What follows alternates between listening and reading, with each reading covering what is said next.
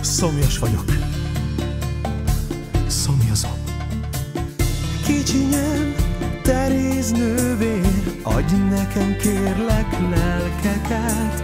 Szomjazom és szomjamon, semmi más nem enyhíthet.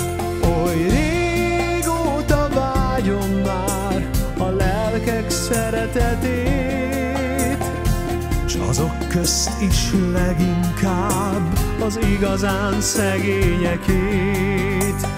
Nézd a nyomorgók tömegét, velük senki nem törődik. Ezrek és ezrek, akiknek száraz kenyér sem jut,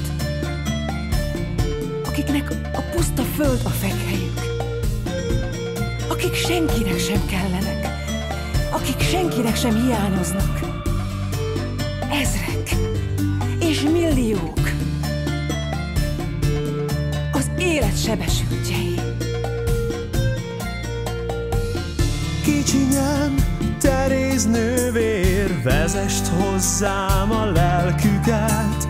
Válaszolj a hívásomra, segíts hát, ne mondj nemet. És légy kész, hogy szolgáld őket, az árvát, az éhezőt, a haldoklót, a leprást és minden szenvedőt.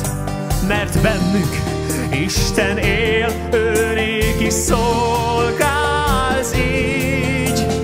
Isten néz rád a szemeikből, s az alázatod lesz a híd, mely összeköt majd Istent és embert, ahogy én hoztam egykor a hírt.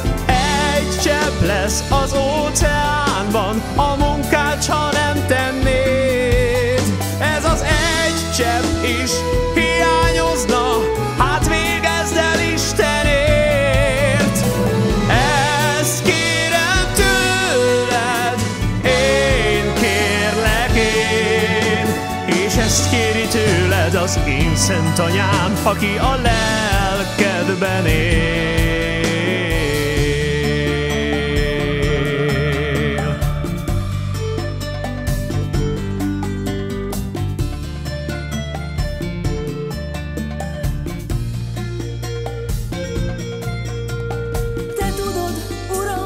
Készen állok menni és megtenni, bármit kérsz. Jézus, szabad parancs szívemnek, hívásod ajándék.